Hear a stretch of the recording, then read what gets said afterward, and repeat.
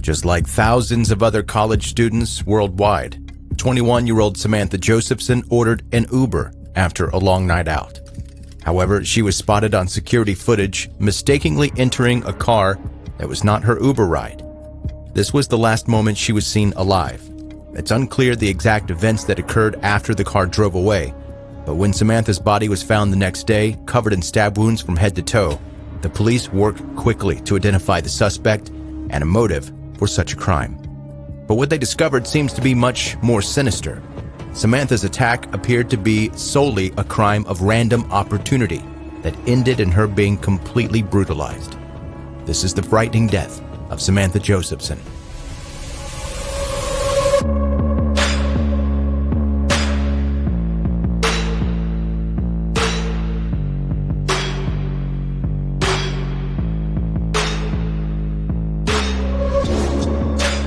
Welcome to 10-Minute Murder, brief and bingeable true crime. I'm Joe, the host. Welcome back, Joe. Thank you, Joe. I appreciate it. I'm back from my extended work trip, and I want to say a quick thank you to the hosts of the podcast that I asked to guest host while I was away, Natalie of Talk Murder With Me, Liz and Katie of True Crime New England, and Emily and Megan of Popcorn Murder Stories. They did me a huge favor and guest hosted while I was away, and didn't leave you guys wanting content. They didn't leave you guys hanging with what's going on with 10-Minute Murder. We haven't heard from him in 2 weeks. Instead of that, you got very interesting cases and very interesting stories from some of the podcasts that I personally listen to. And again, thank you so much to them for agreeing to do that. And I got a few emails while I was away. Some of you figured out where I was. And it wasn't like I was posting to the 10-Minute Murder social media places of where I was and what I was doing. But some of you know, because some of you know me personally. But some of you knew where I was, and I don't know how you knew where I was and what I was doing. I don't know if I should be afraid or impressed.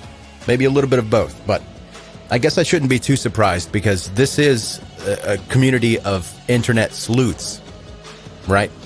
We thrive on evidence and putting the pieces together and figuring out what the heck is going on. And you guys apparently have done that to me.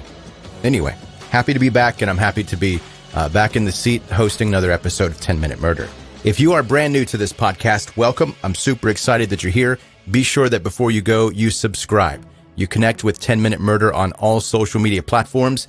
And if you like the show, let other people know about the show. Go to 10minutemurder.com and you'll find links to all the places you can connect and follow and all that stuff. Now, let's get to today's story.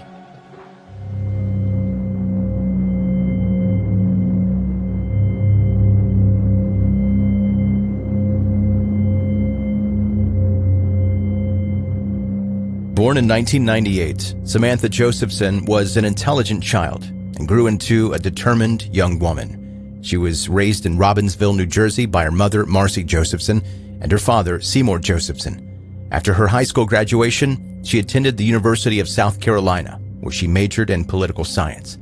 She planned to graduate in 2019, as she was a senior at the time of her death. She had already enrolled and earned a full scholarship at Drexel University School of Law, and she aspired to practice international law. During her time in college, Samantha was a member of Alpha Gamma Delta sorority, where she loved socializing and being part of a community. She's also studied abroad in Barcelona for a time and visited Madrid and Paris. So it goes without saying that Samantha was a very accomplished, smart, and outgoing person. On March 28, 2019, Samantha enjoyed an evening with her friends at the Five Points District in downtown Columbia. The night was turning into morning, though, so at 2 a.m., she ordered an Uber outside of the Bird Dog Bar. A car could be seen on surveillance footage approaching the sidewalk. Samantha made her way to the vehicle, thinking it was her Uber. However, this car drove away, likely trying to find whoever they were looking for. Samantha then retreated back to the sidewalk. It's clear she was just looking for any car that resembled an Uber to take her back home. She searched again, and then at 2:09 a.m., a black Chevrolet Impala pulled slightly onto the handicapped parking spot next to Samantha.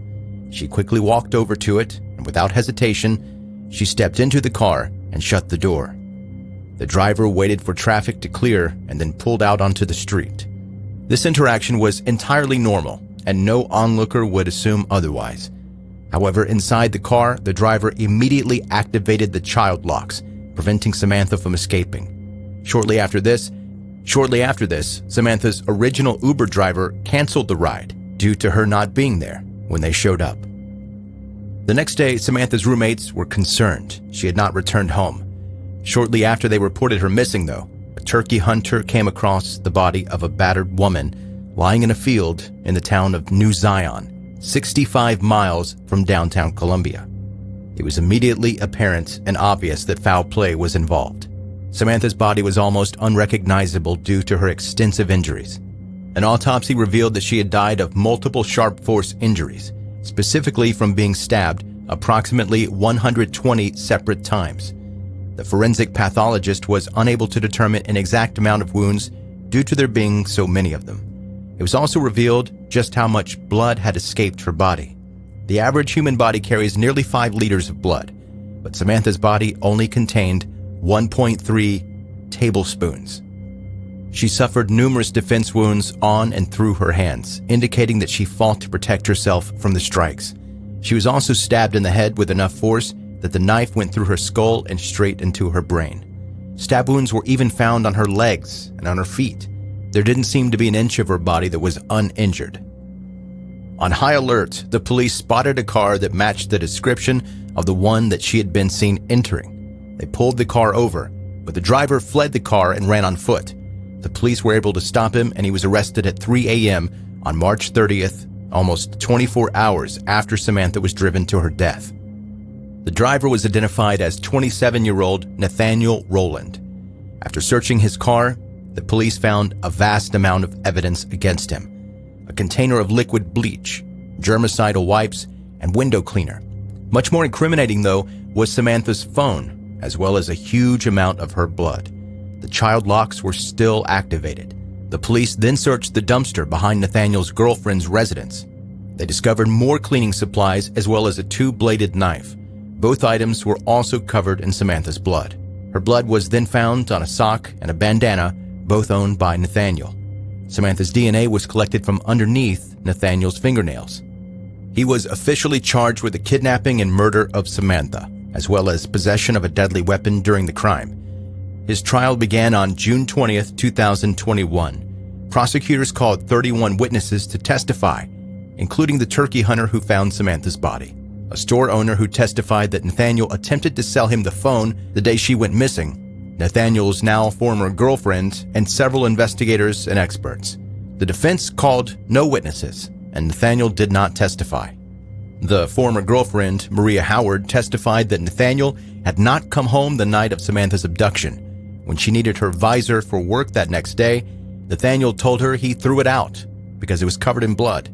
She asked him why it had blood on it, and he replied, "Mind your own business." Maria also stated that she noticed blood all over his car when he drove her to work. Again, he told her to mind her own business. He repeated that same phrase for the 3rd time after Maria caught him scrubbing his Impala and a knife with bleach that afternoon. She had also seen him in possession of a rose gold cell phone that she did not recognize, which was later found to be Samantha's. On July 27, 2021, Nathaniel was found guilty of kidnapping and murdering 21-year-old Samantha Josephson. Judge Clifton Newman sentenced him to life in prison.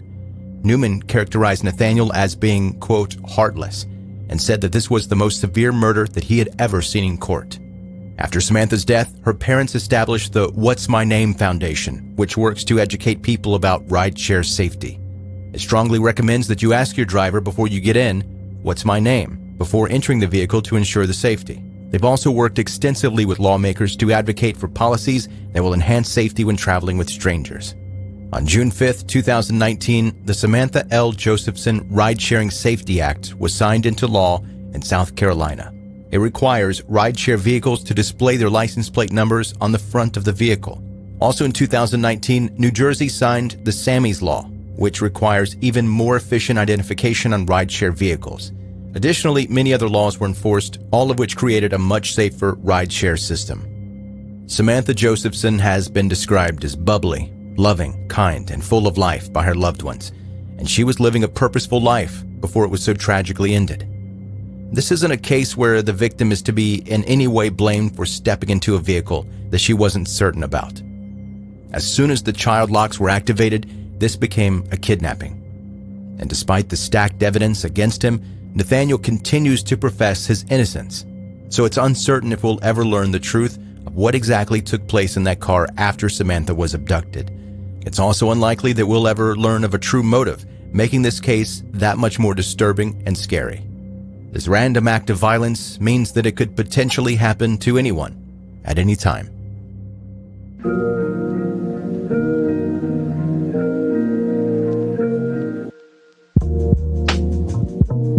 That's 10-Minute Murder for today. Brief and bingeable true crime. Thank you for listening, and as I mentioned at the beginning of this episode, be sure that before you go, you subscribe to 10-Minute Murder. Wherever you're listening right now, hit the subscribe button, and that helps you and it helps me. It's obvious how it helps me, but how it helps you is you don't have to go searching for the podcast every time you want to listen to 10-Minute Murder. It's always going to be there, right there waiting for you, and it's going to pick up right where you left off. Let's say you're in the middle of binging episodes. You're, a couple hundred into it, and you don't have to go back and try to figure out where you left off. The app where you've subscribed, it's going to help you find it. And also, you don't have to memorize the name 10-Minute Murder. You open the app, and if you're subscribed, it's automatically going to be right there. It takes all the work out of it for you. That's what I'm saying. Be sure to connect with 10-Minute Murder on social media if you want to see the visuals that go along with the episodes. You'll find that at 10minutemurder.com, or just as easily, you can just type 10-Minute Murder into the search bar in any social media platform that you're trying to follow, and it's going to pop right up. Lastly, a big thank you to those of you that are leaving 5-star reviews on all the places that you can leave 5-star reviews. I very much appreciate that. That helps the show grow and reach more and more people. Thank you for listening to 10-Minute Murder. Be safe and make good choices.